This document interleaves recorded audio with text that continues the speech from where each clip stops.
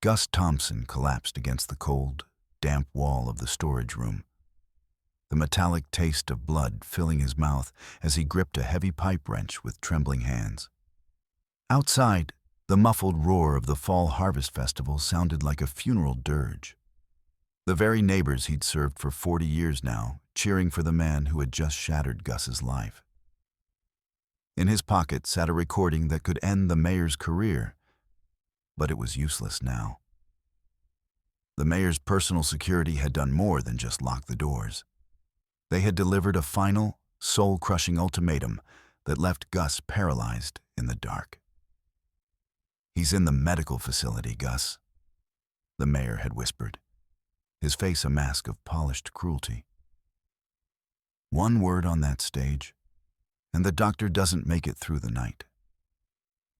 Gus looked down at the smudge-stained ledger at his feet, the secret list of bank accounts that proved his town was being sold as a toxic graveyard. He had the truth in his hands, but the cost of speaking it was the life of the only man the town loved more than the hardware store. As the floorboards vibrated with the heavy footsteps of the men coming to finish the job, Gus realized he wasn't just fighting for a building anymore. He was choosing who had to die so the truth could live. The demolition notice fluttered against the glass like a trapped moth, its official seal glaring under the flickering fluorescent light. Gus Thompson's fingers dug into the splintered edge of the crate, nails biting wood as he pried it open. The scent of sawdust and rusted nails rose sharp in his throat, familiar as his own sweat. Inside, plastic-wrapped festival banners. Thompson's hardware presence, 50 years of community, mocked him with their bright red lettering. He yanked one free, the plastic shrieking as it tore. The town council meeting started in 20 minutes. He should be there, should be standing in the back with his arms crossed, jaw set, letting the developers squirm under his silence. But the thought of their polished smiles, their understanding nods, made his molars grind. Instead, he dropped the banner onto his desk and pulled out the yellowed ledger from the bottom drawer. The one with the handwritten notes, the ones that didn't match the official records. His office smelled of stale coffee and motor oil, the air thick enough to chew. The phone on the wall buzzed. Probably Marla, calling to drag him to the meeting. He let it ring. Outside, a car horn blared, followed by the distant shout of kids cutting through the alley behind the store. Normal sounds. Sounds that wouldn't exist in 6 months if the redevelopment went through. Gus flipped the ledger open to the page, marked with a bent paperclip. The numbers blurred for a second. He rubbed his eyes, then leaned closer. There it was. The discrepancy. A plot of land near the old mill, sold twice. Once to the town, once to a shell company with a post office box in the city. His pulse kicked. The front doorbell jingled. Gus didn't look up. "We're closed," he called, voice rough. "Since when?" The voice was dry, amused. Gus recognized it before he saw the scuffed boots stopping at his desk. "Heard you were skipping the meeting. Figured you'd be here digging up dirt." Gus exhaled through his nose. "You always were good at figuring, Sheriff." The sheriff didn't move, just stood there with his thumbs hooked into his belt, the brass badge on his chest catching the sickly yellow light of the overhead tubes. Gus ignored him, his focus returning to the paper in his hand. The demolition notice wasn't just a piece of paper. It was a death warrant for 3 generations of sweat and lumber. He felt the weight of the oak beams above him, the same ones his grandfather had notched by hand. The town council called it progress, a word that usually meant someone with a silk tie was about to get rich while men with calloused hands got the boot. Gus's resentment simmered, a low-frequency vibration in his chest that matched the hum of the aging refrigerator in the corner.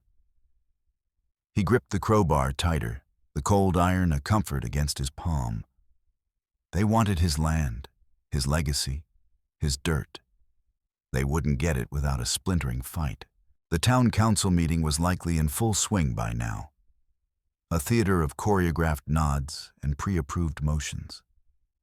Gus could picture Mayor Miller up there, hair silver and perfectly coiffed, radiating the kind of false sincerity that only politicians and funeral directors mastered. Gus preferred the silence of his office, the smell of old paper, and the comforting disarray of plumbing permits and zoning records spread across his scarred desk. He wasn't a man for speeches. He was a man for blueprints. He began cross-referencing the store's original deed against the new municipal maps, looking for the friction point. There was a rat in the pipes. He could smell it. The redevelopment plan didn't just border his property. It carved right through the heart of the most stable foundation in the county. He adjusted his glasses, squinting at the fine print of a 1984 zoning amendment, his mind churning over why this specific block had become the crown jewel of the new Mayfield. His fingers traced the lines of an old land survey, the ink faded to a ghostly gray. He compared it to a filing from 3 months ago, a document he'd had to bribe a board clerk just to photocopy. There it was, a signature. At first glance, it looked like his father's looping scrawl, the way the T crossed with a sharp downward stroke. But Gus knew that hand better than his own. His father had been dead 20 years, yet here was a signature dated last July. A forgery, and a clumsy one at that. The realization hit him like a hammer to the thumb, sharp, throbbing, and impossible to ignore. This wasn't a routine civic expansion. This was a heist. They weren't just taking the building, they were trying to erase the fact that it had ever belonged to a Thompson. The coordination required for this kind of fraud reached deep into the marrow of the town hall. A soft rap at the glass of the side door made him jump, his hand reflexively covering the forged document. It was Sarah, a girl who looked like she was made of porcelain and nerves, her auburn curls escaping a frantic ponytail. She was a clerk in the records office, the kind of person people ignored until they needed a stamp. Right now, she looked like she'd seen a ghost, her green eyes darting toward the street where the evening shadows were beginning to stretch like ink stains. Gus beckoned her in, the bell above the door muffled by a piece of duct tape he'd applied an hour ago. She didn't sit. She hovered near the rack of galvanized nails, her hands twisting the hem of an oversized sweater. She spoke in a breathless whisper, telling him about files that didn't exist on the public servers, about restricted folders that required a level of clearance she wasn't supposed to have. She was terrified, her voice cracking like dry kindling. "Gus, you don't understand," she murmured, her eyes fixed on the door. "It's not just about the shops. They're moving money through accounts that don't have names, only numbers. And the land. They've already sold the rights to a firm in Philly, but the public records say it's still under review." She reached into her jacket, her movements jerky and uncoordinated. She pulled out a manila envelope, the edges creased from being tucked against her ribs. Gus took it, the weight of the paper feeling heavier than a crate of lead shot. She explained that the demolition was being illegally fast-tracked, bypassed through a structural emergency loophole that skipped the mandatory 90-day public comment period. They were going to tear the place down before he could even file an injunction. It was a blitzkrieg in business suits. The air in the store suddenly shifted. A heavy pressure that had nothing to do with the approaching storm. A loud, splintering crash echoed from the back of the building, the loading dock door being kicked off its hinges. Sarah shrieked, a small, sharp sound that was cut short as Gus shoved her behind a stack of drywall. 2 men stepped out of the shadows of the warehouse, their silhouettes framed by the twilight. They wore corporate windbreakers, the kind of anonymous gear that suggested they were just contractors. But the way they moved, balanced on the balls of their feet, chins tucked, said they were something else entirely. They didn't offer a greeting. One of them, a man with a face like a slab of wet concrete, pointed a finger at the envelope in Gus's hand. They were here to clean up the paper trail, and Gus was the last smudge on the ledger. The first thug lunged, a blur of dark nylon and heavy boots. Gus didn't have the luxury of grace. He swung a gallon of exterior latex paint he'd been cataloging. The metal can caught the man in the ribs with a dull thud, sending a spray of white liquid across the floor. The second man came low, tackling Gus into a rack of power drills. Tools rained down, black and yellow plastic clattering against the concrete.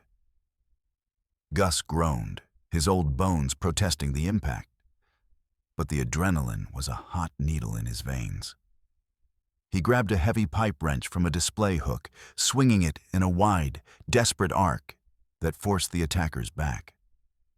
The store, once a place of order and quiet industry, became a chaotic maze of falling shelves and shattered glass. Gus breathed hard, the scent of spilled oil and ozone filling his lungs as he realized these men weren't here to talk. He backed down the narrow aisle of Section 4, plumbing and fire safety. His hand found the cold, cylindrical weight of a wall-mounted fire extinguisher. As the thugs rounded the corner, their faces set in grim masks of professional violence, Gus pulled the pin. He squeezed the handle, and a violent hiss erupted, a blinding cloud of white chemical powder filling the air. It was a blizzard in the middle of the hardware store. The attackers coughed, their momentum vanishing as they clawed at their eyes, the caustic dust coating their lungs. Gus moved through the fog like a ghost in his own house, his boots silent on the spilled paint. He knew every inch of this floor, every snag in the linoleum, every shelf that sat an inch too far to the left. He saw the lead thug stumbling near the end of the aisle, a smudge of dark blue against the white haze. Gus didn't hesitate. He lunged, shoulder charging the man into a display of galvanized buckets. They went down in a cacophony of clanging metal. As they scrambled on the floor, Gus saw the corner of a leather-bound book protruding from the man's inner pocket. He snatched it, his fingers slick with sweat and foam. It was a ledger, but not like the ones Gus kept. This was small, personal, and stained with something that looked like old coffee. He rolled away as the second man swung a crowbar, the iron whistling past Gus's ear and smashing into a stack of ceramic tiles. Gus scrambled to his feet, heart hammering against his ribs like a bird in a cage, and retreated toward the office, the captured book tucked firmly under his arm. The thugs didn't stay to finish the job. The chemical cloud was too thick, and the sound of a distant siren, perhaps just a coincidence, perhaps a neighbor who'd heard the commotion, sent them bolting for the broken back door. Gus stood in the center of the wreckage, his chest heaving, his green flannel shirt ruined by paint and powder. He wiped a layer of white dust from his eyebrows, the silence that followed the fight feeling heavier than the noise. He looked down at the ledger in his hand. The cover was scuffed, the leather smelling of expensive tobacco and something sour. He took a ragged breath, his knees shaking slightly now that the immediate threat had vanished. He had the file Sarah gave him, and now he had something they'd been willing to bleed for. He retreated to his workbench, the single lamp casting a long, trembling shadow. He opened the captured ledger, expecting to see names of contractors, or perhaps a list of bribe recipients. Instead, his eyes fell on a series of alphanumeric codes, followed by staggering sums of money. These weren't local accounts. The routing numbers pointed to banks in the Cayman Islands and Switzerland. Names he recognized: the mayor, the head of the zoning board, even the local building inspector, were listed alongside figures that didn't belong in a small-town budget. It was a map of a massive money laundering operation, a digital paper trail printed on physical pages. The redevelopment wasn't a project. It was a washing machine for dirty money, disguised as a gift to the community. But as he flipped toward the back, the true horror revealed itself. He found a series of geological surveys marked confidential, not for public disclosure. The maps showed the hardware store sat directly atop an old industrial drainage vein. The redevelopment wasn't about building new shops. It was a massive, secret toxic waste remediation project. Years of illegal dumping from the old mill had turned the soil beneath his feet into a chemical graveyard. If they tore down the store and started digging without proper containment, which the ledger suggested they were bypassing to save costs, the runoff would hit the town's primary aquifer within 48 hours. Gus felt a cold shiver. It wasn't just his store on the line. It was the water every kid in this town drank. The morning of the Fall Harvest Festival arrived with a deceptive golden glow, the air crisp and smelling of wood smoke and cider. Gus stood at the edge of the town square, his hands shoved deep into his pockets, watching the festivities with a hollow feeling in his gut. On the main stage, Mayor Arthur Miller was holding court. Arthur, the man who had stood at Gus's wedding, was currently beaming at a crowd of 300 neighbors. He looked every bit the statesman in his charcoal suit, his voice booming through the PA system with a practiced, rhythmic warmth. Then, the hammer fell. Miller announced, with a heavy heart, that the Thompson Hardware building had been declared a structural liability.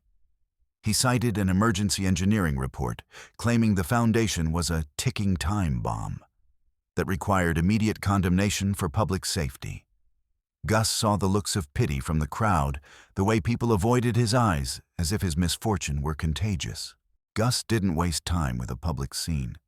He bypassed the crowd and found Sheriff Higgins leaning against a patrol car behind the stage, picking his teeth with a splinter of wood. Gus pulled the ledger from his jacket, his voice low and urgent as he tried to explain the toxic waste, the offshore accounts, the forged signatures. Higgins didn't even reach for the book. He just looked at Gus with eyes that were as cold and flat as slate. "Gus, you're tired," the sheriff said, his voice a slow, patronizing drawl. "You're seeing ghosts because you can't let go of that old pile of bricks. Do yourself a favor and go home. Don't make me trespass you from your own town's party." The realization hit Gus with a sickening thud. The sheriff wasn't just indifferent. He was part of the overhead. He walked back to the store, the festive music fading behind him like a bad dream. When he reached the front door, he stopped. The phone line had been ripped from the wall, the copper wires splayed out like a burst artery. And there, nailed squarely into the center of the oak door, was a dead crow. Its black feathers were matted with blood, and a small, handwritten note was tucked into its beak. Some birds don't get to fly away. The threat was naked now, stripped of legal jargon and polite smiles. They were watching him, circling like the very scavengers they'd left on his doorstep. He pulled the bird down with a piece of cardboard, his jaw set so tight his teeth ached. He wasn't going to crawl into a hole and wait for the bulldozers. He spent the next hour loading his old Ford delivery truck with bags of charcoal. It was his excuse to be back at the festival, a way to move through the crowds without drawing the sheriff's immediate ire. He needed to get to the community barbecue where the elders gathered, where people still listened to a man's word. He took the back way, Old Mill Road, a narrow dirt track that hugged the side of a steep ridge. The woods were thick here, the shadows deep even in the afternoon sun. He saw the flash of black metal in his rearview mirror before he heard the engine. A black SUV, windows tinted to a void, roared up behind him. It didn't try to pass. It rammed his tailgate, the impact jarring Gus's spine and sending a cloud of charcoal dust into the cab. The pursuit was a frantic, low-gear nightmare. The SUV hit him again, the heavy steel grille grinding against Gus's bumper, pushing the truck toward the crumbling edge of the embankment. Below, a 30-foot drop into a rocky creek bed waited. Gus gripped the steering wheel until his knuckles went white, his boots dancing between the clutch and the brake. The driver of the SUV was relentless, a faceless predator intent on pit maneuvering the heavy truck into the abyss. Gus saw the cliff edge getting closer, the loose gravel spraying into the air. He had one chance. He watched the SUV's front tire in his side mirror, waiting for the moment they committed to the next hit. He slammed on the brakes. The Ford groaned, the tires locking up and skidding in the dirt. The SUV, carrying too much momentum, overshot him, its side scraping against the Ford's fender with a screech of tearing metal. As the black vehicle wallowed in the soft dirt, Gus shifted into second and floored it. He used the heavy, custom steel bumper, bolted on by his father 40 years ago, to ram the SUV's rear quarter panel. The impact sent the SUV spinning. It slid sideways, its tires clawing for purchase before it tipped into a deep drainage ditch, landing on its side with a violent crash. Gus scrambled out of the cab, his legs shaking, but he didn't run yet. A passenger in the SUV kicked out the shattered windshield, the barrel of a handgun glinting in the sun. Pop, pop, pop. The sound of gunfire was small in the vast woods, but the impact against his truck's door was terrifying. Gus dived into the tall grass, the scent of damp earth and wild onions filling his nose as he crawled toward the tree line.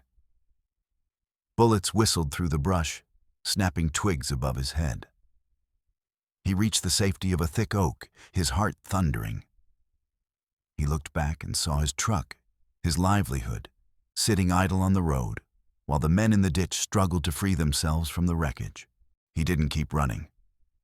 He circled back through the underbrush, moving with the quiet deliberation of a man who had hunted these woods for 50 years.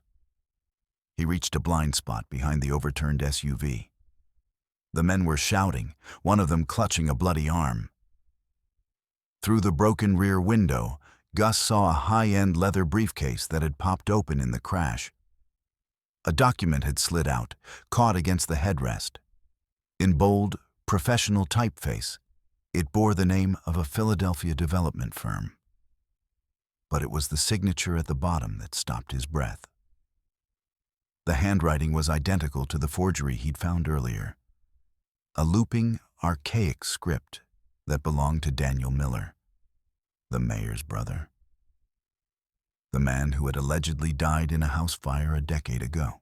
Gus retreated to an old cedar shingle shed a half-mile into the woods, a place where he used to store lumber.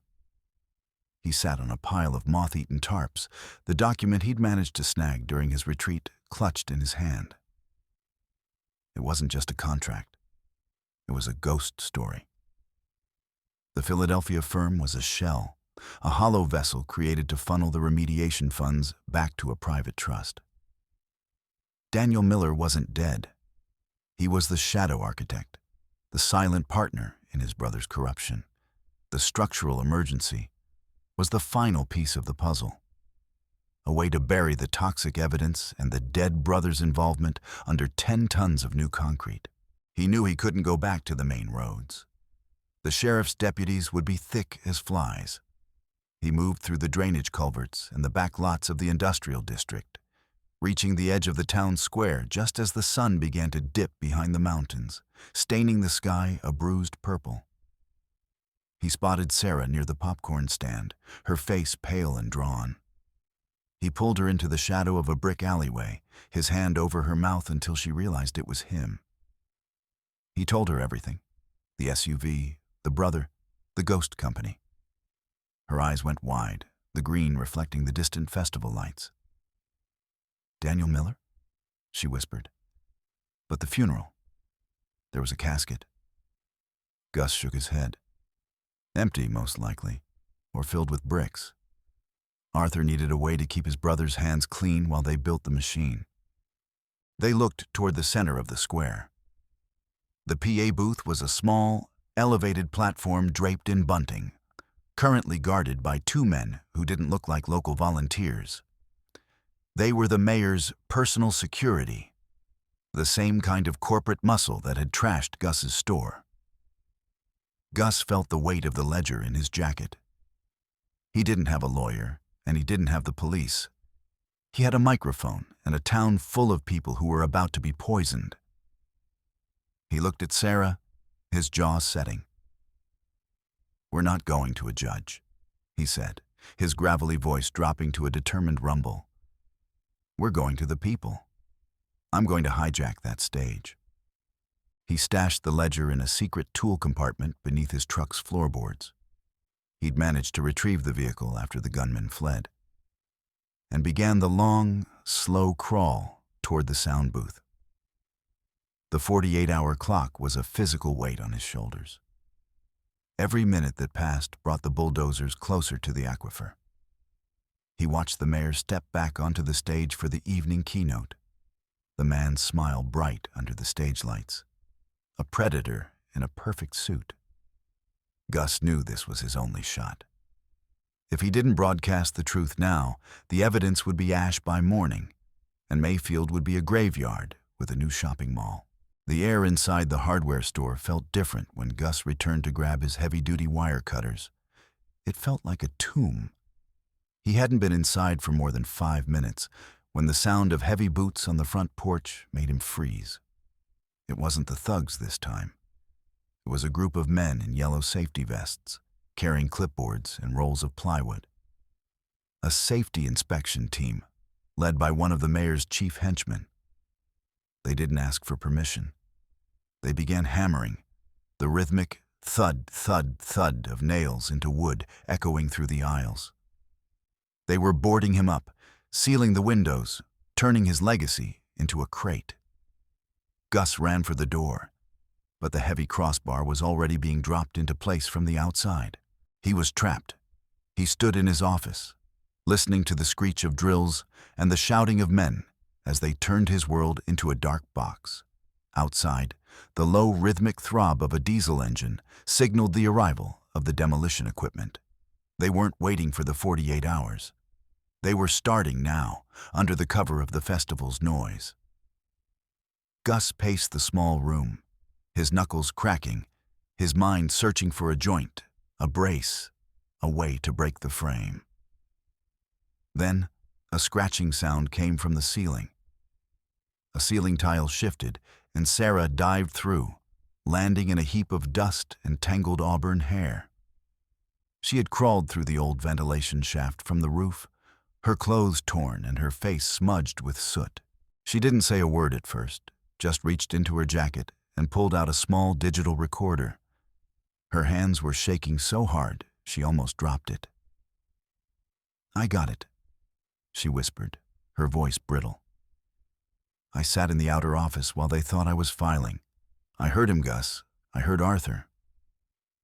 She pressed play. The recording was grainy, muffled by a wall, but the voice was unmistakable. Mayor Miller was discussing the kickback percentages from the remediation firm and the exact coordinates of the toxic waste site, directly beneath the store's basement. He spoke about Gus like he was an annoying splinter that needed to be pulled and burned. It was the smoking gun, captured in ones and zeros. Gus knew the front and back doors were iron-bolted now.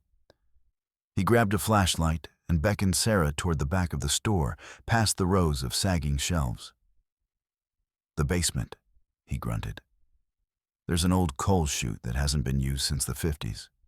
It comes out near the park's edge, behind the barbecue pits." They descended the creaking wooden stairs, the air becoming damp and smelling of mildew. The flashlight beam cut through the darkness, illuminating stacks of rusted paint cans and old ledgers.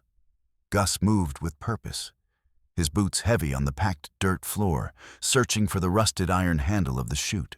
But the shadows in the cellar weren't empty. Two men stepped from behind the brick support pillars, their stun guns crackling with a blue, predatory light. The mayor's personal security hadn't just boarded the doors. They'd seeded the house. Gus shoved Sarah behind a stack of crates, his hand finding the grip of a 3-foot pipe wrench he'd left on a workbench. The guards moved in, their faces obscured by the dim light, the electrified prods humming like angry hornets. They didn't want the recorder. They wanted to end the problem. The fight was a brutal, claustrophobic affair. Gus swung the wrench with the desperation of a cornered animal, the heavy iron clanging against a stone pillar as he missed his first strike. A stun gun prod caught him in the shoulder, a violent jolt of electricity turning his vision white and sending 1,000 needles through his nerves. He roared, a sound of pure, unadulterated rage, and swung again. This time, the wrench connected with a guard's ribs, a sickening crack echoing in the small space. The man went down, gasping, but the second guard was faster. Pinning Gus against the rough stone wall, his forearm crushed against Gus's throat. "The ledger," the guard hissed, his breath smelling of peppermint and stale coffee. "Give it up, or the girl goes next." Gus struggled, his boots kicking up dust. But the man was younger and stronger. Just as Gus felt his consciousness beginning to fray at the edges, a heavy metal door at the back of the cellar, a service entrance he'd forgotten was even there, creaked open. Mayor Arthur Miller stepped into the basement, his polished shoes looking absurd on the dirt floor. He held up a hand, and the guard stepped back, though he kept a firm grip on Gus's collar. Arthur looked around the damp, miserable room with an expression of mild distaste, as if he were visiting a slum. "Gus, Gus, Gus," he sighed, the sound echoing off the low beams. "You always had to be the load-bearing wall, didn't you? Too stubborn to realize when the house is already down." Arthur didn't reach for a weapon. He reached for his phone. He turned the screen toward Gus, showing a live video feed. It was Dr. Mitchell, Sarah's father, sitting in a sterile, windowless room. He looked unharmed, but two men in tactical gear stood behind his chair. Sarah let out a strangled sob from behind the crates. Arthur's voice was smooth, devoid of the malice he'd shown on the recording. "He's at the regional clinic, Gus. A precautionary checkup, we'll call it. But medicine is a fickle thing. One wrong dosage, one missed heartbeat, and Sarah becomes an orphan." The silence that followed was heavier than the earth above them. Gus looked at Sarah, saw the terror in her eyes, and felt his own spine crumble. He reached into his jacket and pulled out the ledger, the one that held the offshore accounts and the toxic maps. He reached into Sarah's hand and took the digital recorder. He handed them both to Arthur, his fingers trembling with a mix of fury and defeat. Arthur took them with a small, triumphant nod, tossing the recorder onto the dirt floor and crushing it beneath his heel. "You made the right choice, Gus. For the girl's sake." He signaled to his men. "Lock them in the storage room upstairs. Keep them there until the first wall comes down. By then, it won't matter what they know." The storage room was a reinforced box of cinder blocks and heavy steel. Gus sat in the corner, his back against the cold wall, watching the rain begin to leak through the damaged roof. The water dripped onto a pile of old family photos he'd moved there for safekeeping. His father at the store's opening, his mother laughing in front of the old Ford. He watched the water soak into the paper, the ink running and blurring until their faces were just smears of gray and black. His heritage was dissolving in front of him, and he was powerless to stop it. The muffled sound of the festival's fireworks began to boom outside, a mocking celebration of his failure. The building groaned. A heavy timber shifted somewhere above them, the stress of the boarding up process and the idling excavators outside causing the old frame to protest. Gus looked up, his eyes tracing the line of a ceiling joist. He noticed a gap, a small, jagged opening where the wood had pulled away from the masonry. Beyond it lay the mechanical guts of the old freight elevator. He stood up, his joints popping, and felt a spark of the old Thompson stubbornness. He knew this building's bones. He knew how the pulleys worked, how the ancient gears meshed. If he could reach the manual override, the electronic locks on the door wouldn't mean a damn thing. He used a small multi-tool he'd kept hidden in his boot, a habit from 40 years of repair work. He reached through the gap, his fingers grazing the cold, greasy chain of the elevator drive. He began to pick at the rusted mechanical pulleys, bypassing the modern security system with the simple physics of the 19th century. It was slow, agonizing work, his fingers cramping in the cold. But finally, there was a heavy, metallic clunk. The storage room door, dependent on the elevator's safety interlock, slid open an inch. Gus shoved his shoulder against it, the steel screeching against the frame, until he and Sarah could slip through into the dark void of the elevator shaft. They didn't go down. They climbed. They scrambled onto the top of the elevator car, Gus hauling Sarah up by the arms. At the very top of the shaft, tucked behind a false panel used for motor maintenance, was a crawl space that ran the length of the building's attic. It was a narrow, dusty tunnel, filled with cobwebs and the smell of dry rot. Gus knew where it led. It connected to a forgotten service tunnel that ran beneath the street, originally built to move coal to the town hall. It would put them directly under the festival's main stage. They moved on their hands and knees, the sound of Arthur's voice becoming louder, more resonant, as they approached the center of the square. At the end of the crawl space, near the foundation of the stage, Gus's flashlight beam hit something that wasn't brick or dirt. A man was curled in the shadows, wrapped in a filthy wool blanket.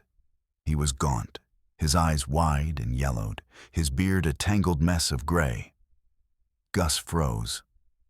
The man looked like a walking corpse, but the structure of the jaw, the shape of the nose, it was Arthur's brother, Daniel Miller. He wasn't in Philly.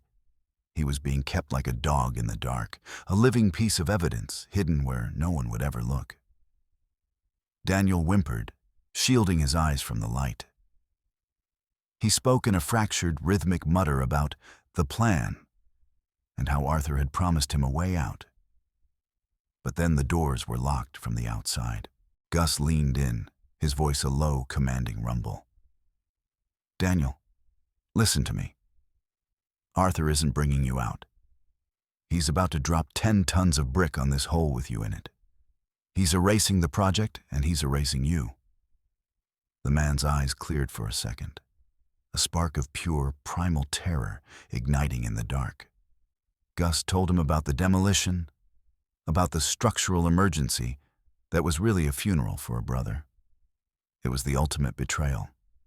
Daniel's fear turned into a sharp, jagged rage.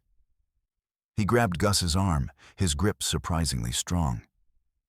He said, I was safe. He said we were partners." Gus nodded grimly. "Partners don't build tombs for each other. Come with me and we can stop him." They emerged through a hidden trapdoor directly behind the podium. A ghost and a hardware man rising from the earth. The timing was a stroke of cinematic fate. Mayor Miller had just raised a crystal flute of champagne, preparing a toast to Mayfield's bright new future. The crowd was silent, waiting for the words. When Gus stepped into the light, followed by the disheveled, terrifying specter of the dead brother, the collective gasp from the 300 residents sounded like a windstorm. Arthur's glass hit the stage, shattering into 1,000 glittering shards. His face went from triumphant to a sickly, ashen gray in the space of a heartbeat. Gus didn't shout. He didn't need to. He walked to the microphone, his boots heavy on the red carpet. He looked out at his neighbors, the people he'd sold nails to, the people whose houses he'd helped build. He pointed a calloused finger at Daniel. "You all remember Daniel Miller?" Gus's voice carried across the square, amplified and raw. "Arthur told you he died a hero. But Arthur's heroes are just ghosts he uses to hide his trash." He turned to Daniel, who was shaking, his eyes fixed on his brother. Daniel began to speak, his voice cracking at first, then gaining a feverish, desperate strength. He told them everything: the toxic waste, the offshore accounts, the plan to poison the water just to save a few million on the cleanup. The reaction was instantaneous. The crowd, once a sea of polite applause, became a roiling tide of fury. People who had been promised redevelopment money realized they were being sold a slow death. Arthur tried to regain control, screaming into the dead air of the microphone, his face contorting into a mask of pure, unadulterated greed. He called them ungrateful peasants, his voice cracking as he realized the stage had become his gallows. Sheriff Higgins moved forward, but the crowd surged, a wall of angry men and women blocking his path.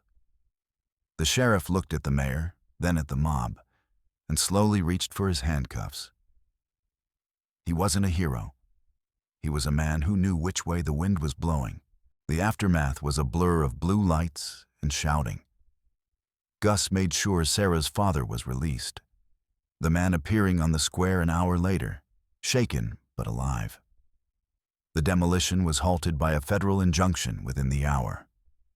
But as the adrenaline faded, Gus stood on the edge of the stage and looked out at the town. It wasn't a neat victory. Many of his neighbors looked at him not with gratitude, but with a simmering resentment.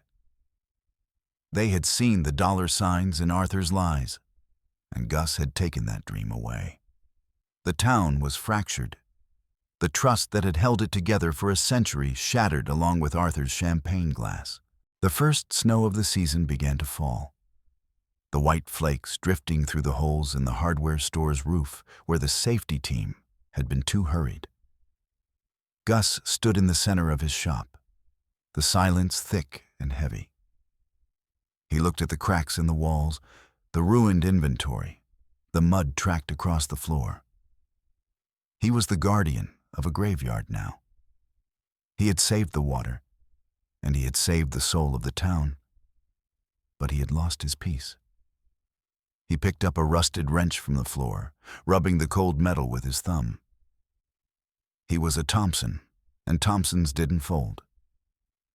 But as he looked out at the darkening street, he knew the Mayfield he loved was gone, replaced by a cold, honest reality that few were ready to face.